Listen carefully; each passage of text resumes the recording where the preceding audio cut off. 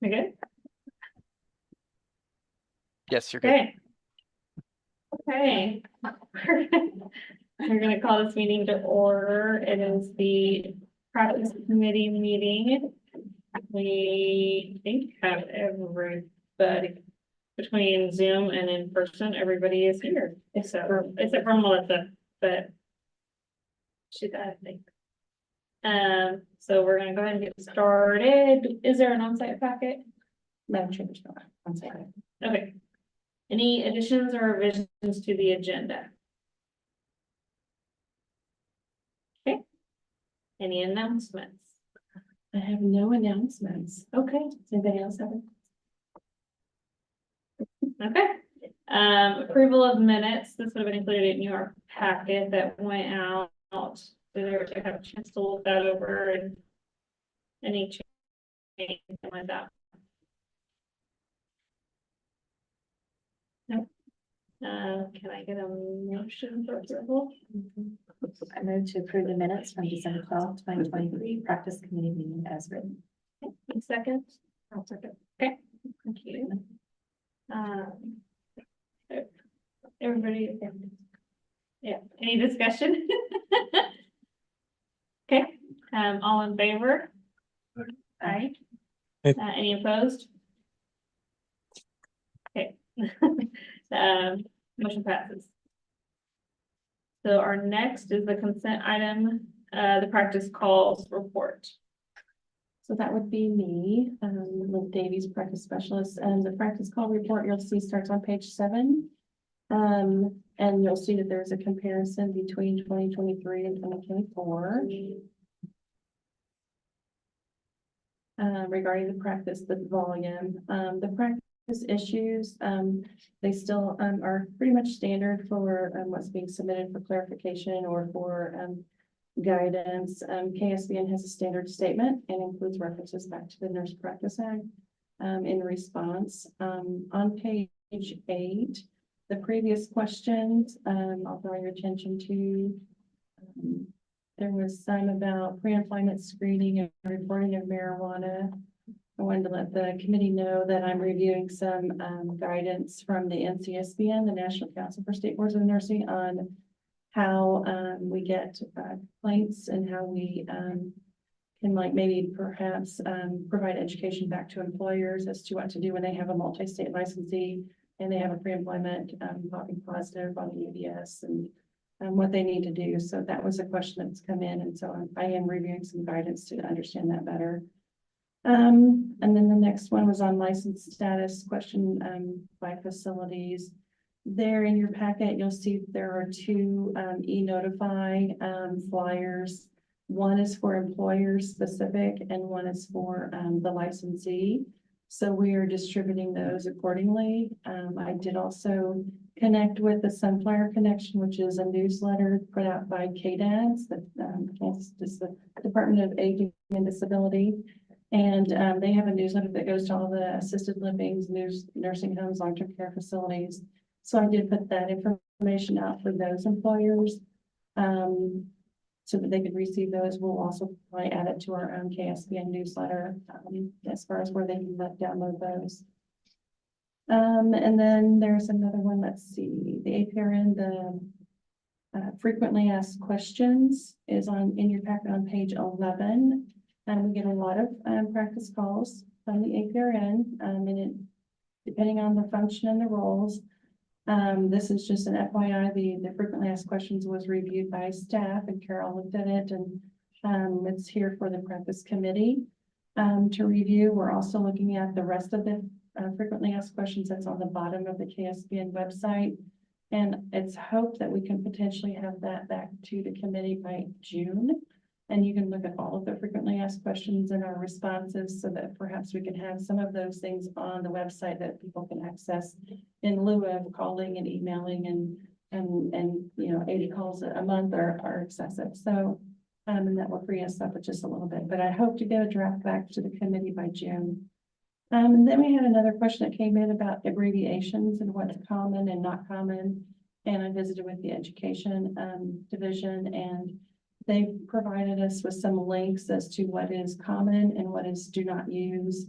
It's also, facility dependent. So, a certain facility apparently can also direct different abbreviations in their facilities. So we're trying to get the correct language out.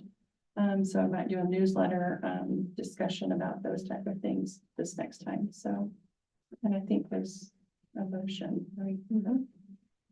So we need a motion to approve the practice call report. Do you want to make that motion? I move to approve the practice call report.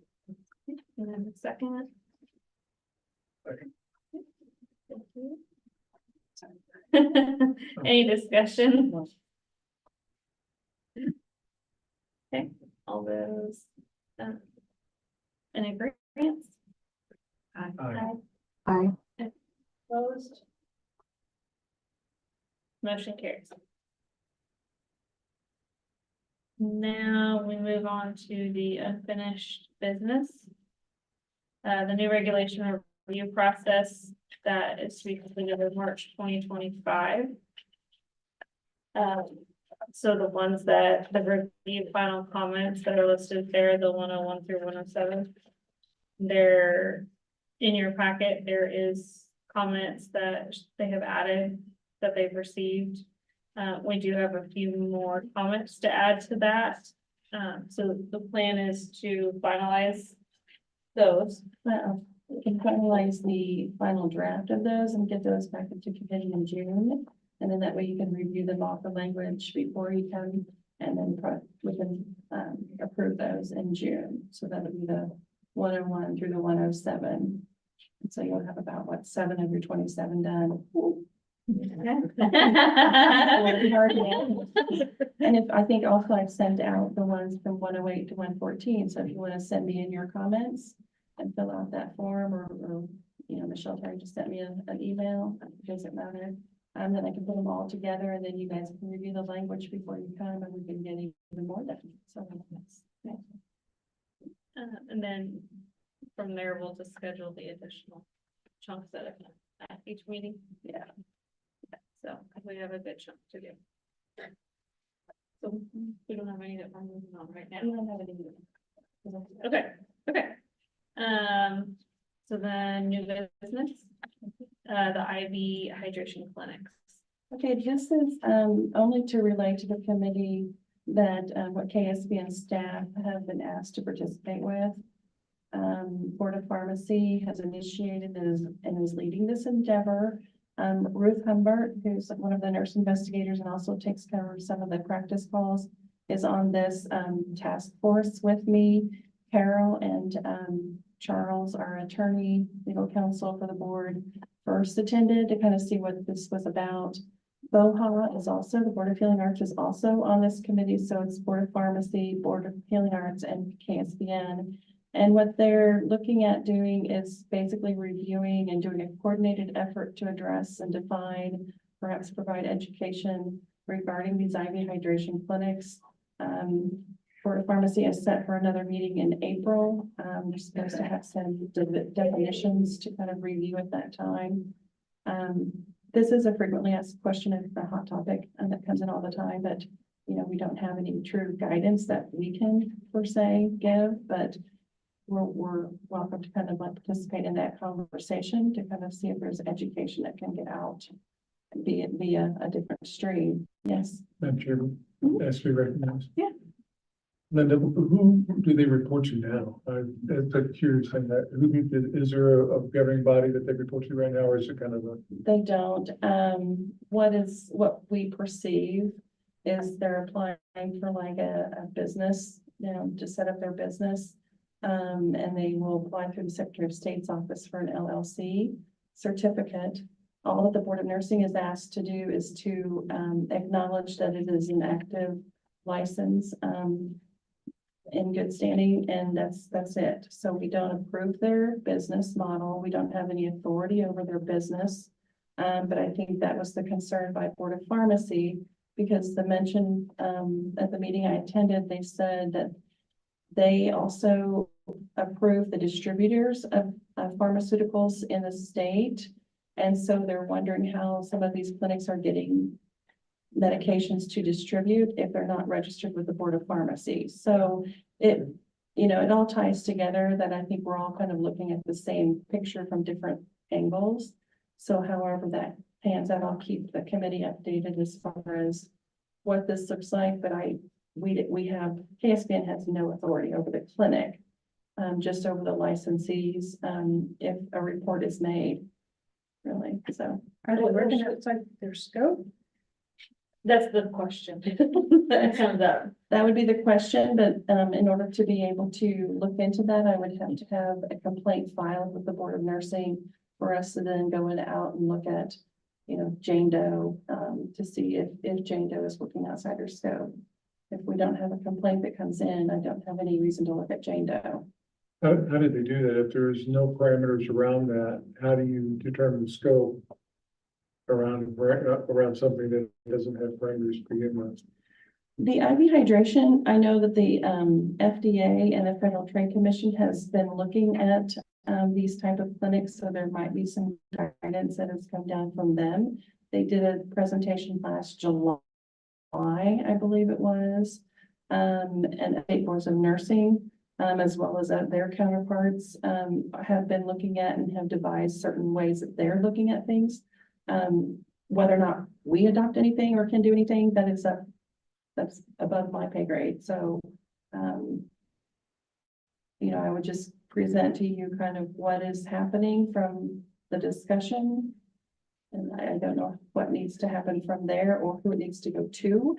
Perhaps that's the discussion that maybe, you know, there's a recommendation that goes to another agency that they oversee, whatever. I don't know how that works, but And unfortunately, the general public is not gonna know, an RN can do this, an LPN can do this.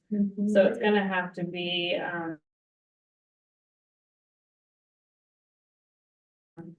unfortunately, if something happens that shouldn't, and their staff sees something that's not okay and they report.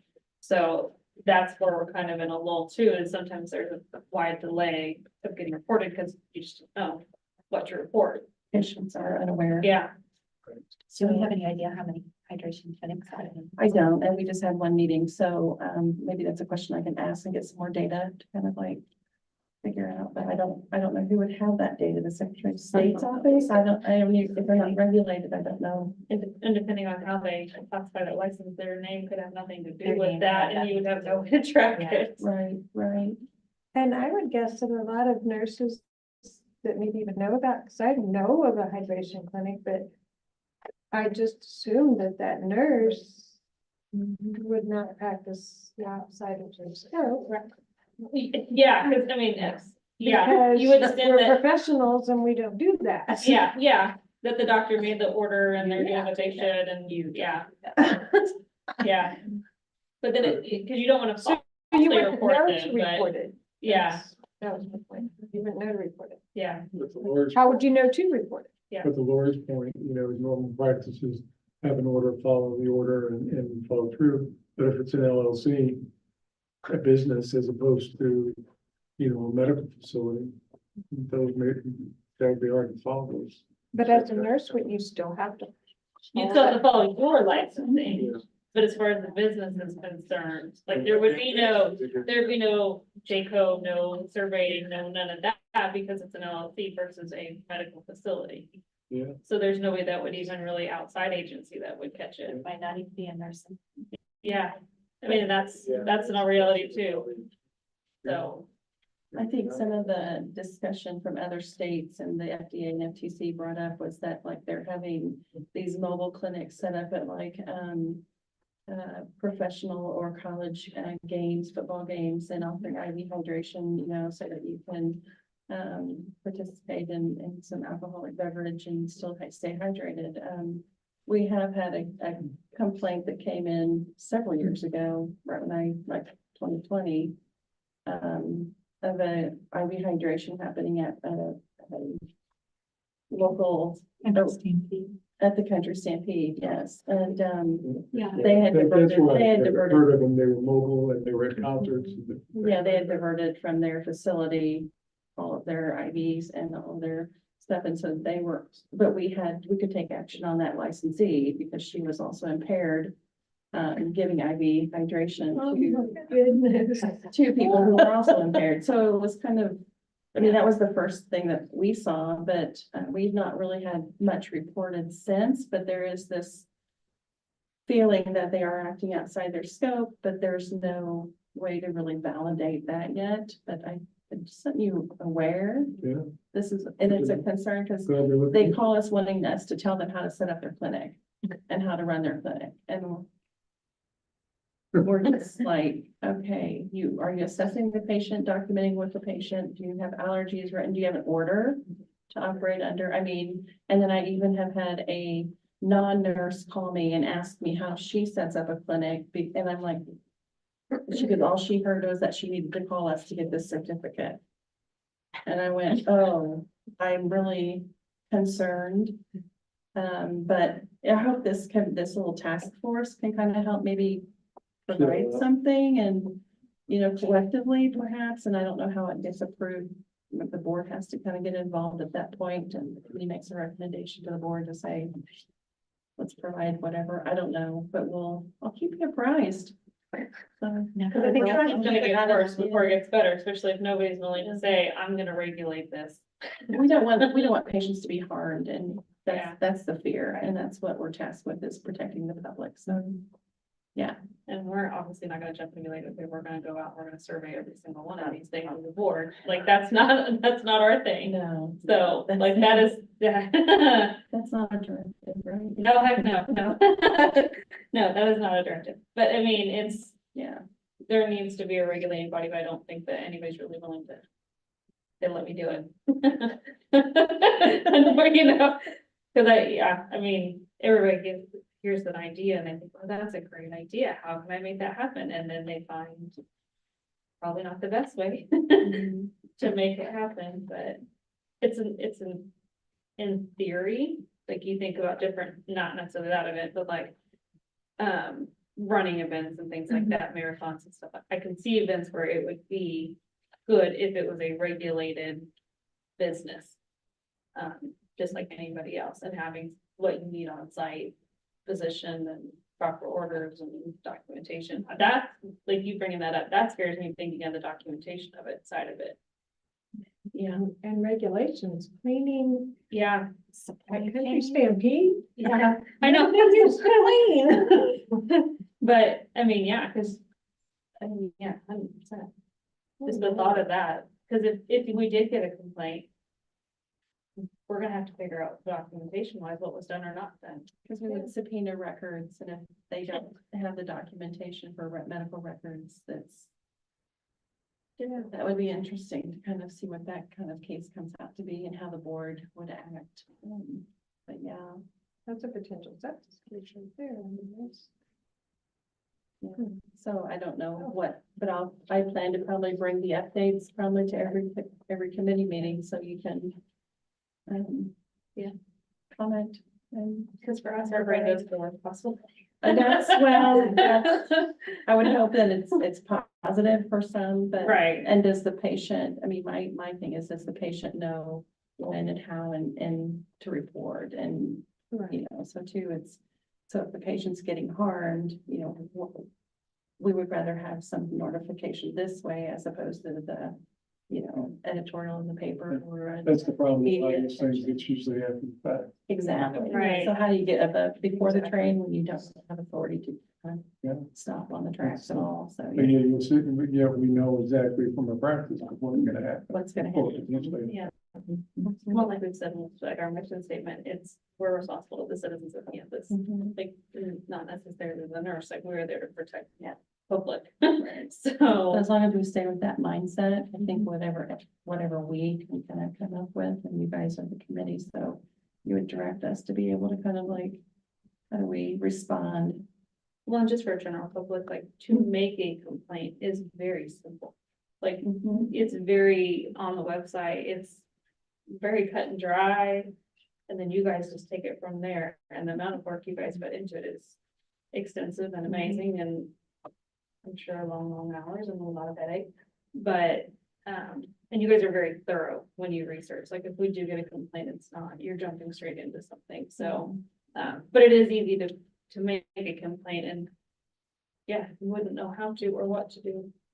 And being part of the nurse licensure compact, we have multi-state licensees from other states that can work in Kansas under their privilege to practice. So, you know, and then at that point, if there is a complaint, then we work with the other state board of nursing. We would do the investigation because it happened here and we have subpoena power.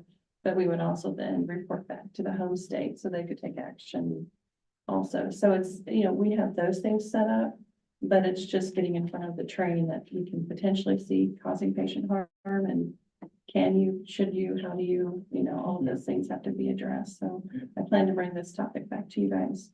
Quite a bit. I think it's definitely something that Interesting to see what you find out. the board meeting itself on Wednesday, how that's gonna. I just want to bring it to your attention. That's one of the things that we attended this last. Well, it's good that they've been proactive in making that. The Board of Pharmacy is pushing it, so That's good. Yeah. Okay. So then on to the 5-year statute regulation review. So I'm beginning on page 38, you have statutes. And the board of, I know most of you are new to this committee, so the Board of Nursing routinely reviews every statute and regulation in the Nurse Practice Act on a 5-year basis, on a rotating basis. So you're doing the regulation review under the new regulation parameters, so we're not gonna have you review those as well this time. But you are gonna have to look at the statutes, and so the statutes are under KSA, and we have 4 that you would be reviewing. You have until December to review these, and you look at the language, you look at everything in those.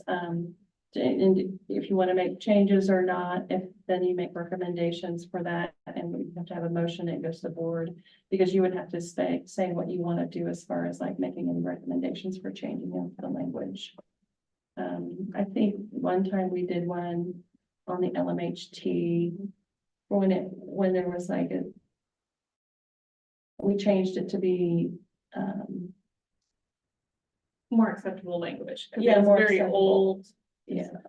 It was like Yeah. a disability, developmental disability or intellectual disability instead of some older language that was inappropriate and outstanding. So that things like that. So look at the language when you read through these and see if it's current or if it needs to update it. Because that's what we would take then, and we would. And then I'm sorry, you called these what statutes? These are statutes, the Kansas statutes annotated, they're the KSA.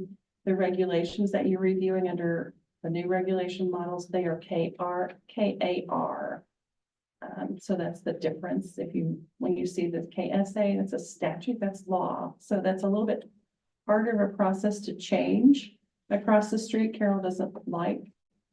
She has to defend them, so she has to go across the street, yeah, but it's a lengthier process, but if it needs to be done, it needs to be done. But the KAR, the regulations, and they're a little bit easier of a process to change. It's still, still changing law, so. So review by December, so you can have those for next session. Is that the way that works? If you want to review them by like June and maybe bring some comments, or if you have anything, or you can, if you Because it's in agree the with the packet current with this, yeah. language, then, you can do a motion to approve the language as written or whatever and, go forward, but I guess we have till December to get them done this year. I guess I'd ask the committee, I mean, has anybody had a chance to really look it over and make your recommendations, or do we have a few that want some more time to really read the language? Because if you're not used to reading them, they're quite lengthy. So, For myself, I'd like one more time. yes, This is Carol, and I just want to draw your attention. One of them that's in there is 65-1166, the Nurse Licensure Compact. This is language that comes out of the National Compact. That's not something that Kansas can just change on its own, because it's the same in every state that's part of the Nurse Licensure Compact, which is 41 states right now. So that one, it's not just something that we could change at Kansas, if you know what I mean. I mean, that has to go to a national level, and that's every state that's part of the compact has a representative on the commission and all of that. So I encourage you to read through it, but the process for that one is much more involved than the other. So it involved like even submitting comments back to NCSBN. and stuff, and It would go to the nurse licensure compact commission.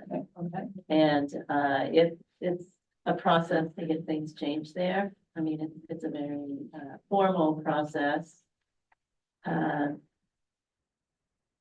when was, no matter, it's been a while, but when was the compact put in to place on campus? What year was that? It was July like 1st, 2019. 2019. Okay, so we're within 5 Oh, it's not years. that long. Yeah, No, so the, it's not. it's a fairly new thing. It's not like this is something from 30 years ago that probably has outdated language. Right. So, But I think it's important to read through it because we are part of the compact. It kind of gives you some background and understanding. As you hear more and more, you'll absorb it a little bit differently. So, but if you have questions, certainly ask. Which, just for my own edification, what are the four that you're being asked to receive? Am I missing it? Just these The KSAs, here? 65, 11, 15, 11, 16, 11, 17. And then like Carol was saying, 65, 11, 66 is the nurse licensure compact. Yeah. Very well, thank you. Mhm. so I would say table that. And then we can do some comments. Okay. So everybody has kind of a chance to really look that over. Okay. So then on to the agenda for June, so we will bring those four back. We will review the regulations Mhm. for final comments and approval. And then the same for the initial comments, review those and submit any comments you would like added to that. I'll bring back that frequently asked question if I have it in draft form by then. And any update on that IV hydration. Anything else? And then you'll do the practice for it as well. Oh, but- yeah. Would you like them? Thank you, I'm okay. So, anything else that you, Don't have anything current. okay? With that, we'll adjourn. Thank you. Thank you. Have a good afternoon. You too. Yeah. I had the stuff in the FDA